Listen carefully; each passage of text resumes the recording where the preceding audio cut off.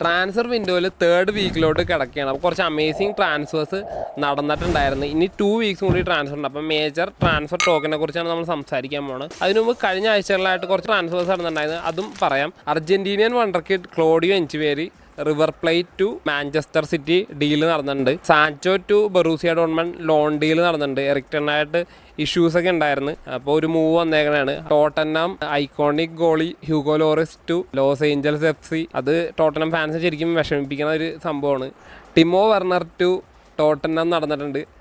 കപ്പെടുത്ത് കൊടുക്കുമെന്നൊക്കെ പറയുന്നുണ്ട്, അറിയില്ല എന്താ ഉദ്ദേശിക്കണേന്ന്. Eric Dier to Bayern Munich deal വന്നിട്ടുണ്ട്, അതൊരു സർപ്രൈസിങ് ഡീലാണ്. വിക്ടർ റോക്ക് ടു ബാർസലോണ, അതൊരു ഗുഡ് ഡീലാണ്. പിന്നെ കോച്ചസിനെ സാക്ക് വന്നിട്ടുണ്ട്. വെയിൻ റൂണി ചാമ്പ്യൻഷിപ്പ് ടീമായിട്ടുള്ള ബർമിംഗ്ഹാം സിറ്റിയിൽ നിന്ന് സാക്ക് വന്നിട്ടുണ്ട്. AC Roma coach Jose Mourinho sack ചെയ്തിട്ട് അവിടെ തന്നെ ഫോർമർ പ്ലെയർ ഡാനിയൽ ഡി റോസിനെയും കൊണ്ടുവന്നിട്ടുണ്ടാവും. ഫാൻസിന് എന്തായാലും വിഷമം ഉണ്ടാവും.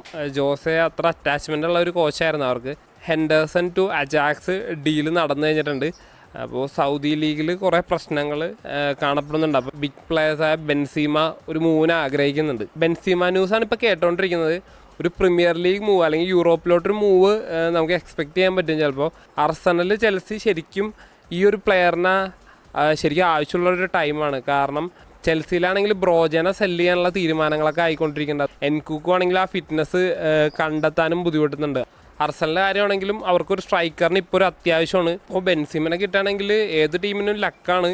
ഇങ്ങനൊരു സ്ട്രൈക്കർ വന്നിട്ടുണ്ടെങ്കിൽ അവർക്ക് എന്തായാലും ടോപ്പ് 4 ഫിനിഷ് ചെയ്യാൻ പറ്റും. അർസണലാണെങ്കിൽ ടൈറ്റിന് വേണ്ടി പോവാം. ചെൽസിക്കാണെങ്കിലും ടൈറ്റിൽസ് വിൻ ചെയ്യാനുള്ള ഓപ്ഷൻസ് ഉണ്ട്. വേറെ അവർ ടൈറ്റിൽ കളിക്കുന്നുണ്ട്, അപ്പോൾ അതിലും അറ്റൻഡ് ചെയ്യാൻ പറ്റും. ബെൻസിമ പെർഫെക്റ്റ് ആയിരിക്കും അവർക്ക് ഈ ഒരു 6 മന്ത് കിട്ടുകയാണെങ്കിൽ. ചെൽസി ബേൺ ഒരു സ്വാപ്പ് ഡീൽ നോക്കുന്നുണ്ട്. 2Kയിൽ ചിൽവില്ലിൽ ഇൻട്രസ്റ്റ് ഉണ്ട്. അതുപോലെ തന്നെ ചെൽസി ആണെങ്കിൽ അൽഫോൺസോ ഡേവിസിനെയും ഇൻട്രസ്റ്റ് ഉണ്ട്. അപ്പോൾ അൽഫോൺസോ ഡേവിസ് എന്ന് പറഞ്ഞെങ്കിൽ മോസ്റ്റ് മോഡേൺ ഫുട്ബോളിൽ ടോപ്പ് ലെഫ്റ്റ് ബാക്കാണ്. അങ്ങനത്തെ ഒരു കിഡിലൻ പ്ലെയറാണ്.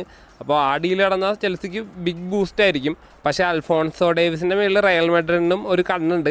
റയൽ മെഡ്രിഡിൻ്റെ ശരിക്കുള്ള ടാർഗറ്റ് എന്ന് പറഞ്ഞിട്ടുണ്ടെങ്കിൽ വേറെ ആരുമല്ല, എംബപ്പെ തന്നെയാണ്.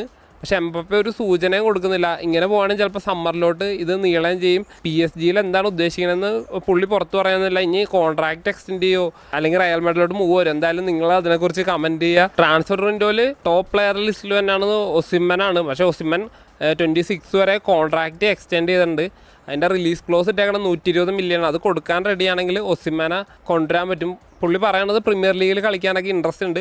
ചെൽസിക്ക് നോട്ടമുണ്ട് ഒസിമനെ. അവർക്ക് എന്തായാലും സ്ട്രൈക്കറിന് ആവശ്യമുണ്ട്. പക്ഷേ ഇപ്പോൾ നടക്കുമെന്ന് അറിയില്ല. ചിലപ്പോൾ അത് സമ്മറിലോട്ട് നീളും. സമ്മറിൽ എന്തായാലും നടക്കാൻ ചാൻസ് ഉണ്ട്. കാരണം നെപ്പോളിയിൽ പുള്ളി ഒരുപാട് ഇഷ്യൂസ് അവിടെ ഫേസ് ചെയ്യുന്നുണ്ട്. മാനേജ്മെൻറ്റും കാര്യങ്ങളൊക്കെ ആയിട്ട് പ്രശ്നങ്ങളുണ്ട്. അപ്പോൾ ആ ഒരു മൂവ് എന്തായാലും എക്സ്പെക്റ്റ് ചെയ്യാവുന്നതാണ്. ഫെർമീനോൻ്റെ ന്യൂസ് കുറച്ച് ദിവസങ്ങളായിട്ട് കേട്ടോണ്ടേ ഇരുന്നതാണ്. റയൽ മെഡ്രിഡ് റിജക്റ്റ് ചെയ്തൊന്നും ഈ ഒരു പ്ലെയർ യൂറോപ്പിലോട്ട് മൂവ് ചെയ്യും, സൗദിയിൽ നിന്ന് മാറണമെന്നൊക്കെ പറഞ്ഞ് കേട്ടായിരുന്നു. പക്ഷേ ഇപ്പോൾ കൺഫേം ആയി എന്തായാലും ഈ സീസൺ ഫെർമിനോ സൗദി തന്നെ കണ്ടിന്യൂ എന്നായിരിക്കും. സ്ട്രൈക്കർമാരുടെ കാര്യം പറയുമ്പോൾ ബോർമൗത്തിൻ്റെ സ്ട്രൈക്കർ ഐവാൻ ടോണി ഒരു ബാൻ കിട്ടിയായിരുന്നു. പുള്ളി തിരിച്ചു വന്നിട്ടുണ്ട്. അപ്പോൾ അർസണൽ ഫാൻസ് ഈ ഒരു പ്ലെയറിനോട് ഭയങ്കര ഇൻട്രസ്റ്റ് കാണിക്കുന്നുണ്ട്. പക്ഷേ അർട്ടറ്റ ഈ ട്രാൻസ്ഫർ വിൻഡോയിൽ സ്ട്രെങ്തൻ ചെയ്യാൻ ഉദ്ദേശിക്കുന്നത് ഡിഫെൻസീവ് സൈഡാണെന്നാണ് പറഞ്ഞത് പുള്ളി. മൈക്കിൾ ഒലീസ് ക്രിസ്റ്റൽ പാലസിൻ്റെ പ്ലെയറാണ്. പുള്ളിനെ മാഞ്ചസ്റ്റർ യുണൈറ്റഡ് ഈ ട്രാൻസ്ഫർ വിൻഡോയിൽ ഒരു ടാർഗറ്റായിട്ട് വെച്ചിട്ടുണ്ട്. ജിം റാക്ലിഫ് മാഞ്ചസ്റ്റർ യുണൈറ്റഡിൻ്റെ 25% ഷെയർ മേടിച്ച ശേഷം ഒരു സ്റ്റേറ്റ്മെൻറ്റ് സൈനിങ്ങും മാഞ്ചസ്റ്റർ യുണൈറ്റഡ് ഫാൻസ് എക്സ്പെക്ട് ചെയ്യുന്നുണ്ട്. ലിവർപൂളിൻ്റെ കാര്യം പറയുകയാണെങ്കിൽ ട്രാൻസ്ഫർ വിൻഡോയിൽ അത്ര ആക്റ്റീവ് അല്ല, പക്ഷേ അവരുടെ സ്കൗട്ടിങ് നല്ല രീതിയിൽ നടക്കുന്നുണ്ട്. അപ്പോൾ ചിലപ്പോൾ സമ്മറിൽ കുറച്ച് നല്ല ട്രാൻസ്ഫേഴ്സ് കാണാൻ പറ്റും. ഫ്ലൂമിനൻസ് മിഡ്ഫീൽഡർ ആൻഡ്രേ ടാൻഡെ, സ്വീഡിഷ് പ്ലെയർ സോങ്കോ, അതുപോലെ തന്നെ എംബപ്പയായിട്ട് കുറച്ച് ടോക്സ് ഒക്കെ വരാൻ ചാൻസ് ഉണ്ട്. കാരണം കോർണറായ ലെബ്രോൺ ജെയിംസും എംബപ്പയും നല്ലൊരു റിലേഷൻഷിപ്പൊക്കെ ഉണ്ട്. സ്പോർട്ടിംഗ് സെൻറ്റർ ബാക്ക് ഗോൺകാലോ ഇനാസിയോ എല്ലാം അടിപൊളി പ്ലെയേഴ്സാണ്. അപ്പോൾ അതൊക്കെ ലിവർപൂളിൻ്റെ സ്കൗട്ടിങ്ങിലുള്ള പ്ലെയേഴ്സ് തന്നെയാണ്. ഇനി ഈ പ്ലെയേഴ്സിനെ ഒന്ന് നോട്ട് ചെയ്ത് വെച്ച് ഇവർ ട്രാൻസ്ഫർ വിൻഡോയിൽ മേടിക്കാൻ പറ്റുകയാണെങ്കിൽ അടിപൊളിയായിരിക്കും. ന്യൂകാസിലെ ബ്രൂണോ ഗമാരസ്, അസ്റ്റൺ വില്ലയിലെ ഡക്ലസ് ലൂയിസ്, RP ലിപ്സിങ്ങിലെ സാബി സിമൺസ്, സാബി അലോൺസോൻ്റെ ടീമിലെ ഫ്ലോറിയാൻ വിറ്റ്സ് എല്ലാം ടോപ്പ് പ്ലെയേഴ്സാണ്. അപ്പോൾ ഇതൊക്കെയാണ് ട്രാൻസ്ഫർ വിൻഡോയിൽ നടന്നുകൊണ്ടിരിക്കുന്നത്. ഇനി ഫുട്ബോൾ അപ്ഡേറ്റ്സ് റെഗുലറായിട്ട് ചെയ്യുന്നതായിരിക്കും. എന്തായാലും പേജ് സബ്സ്ക്രൈബ് ചെയ്യുക, സപ്പോർട്ട് ചെയ്യുക. Thank you guys.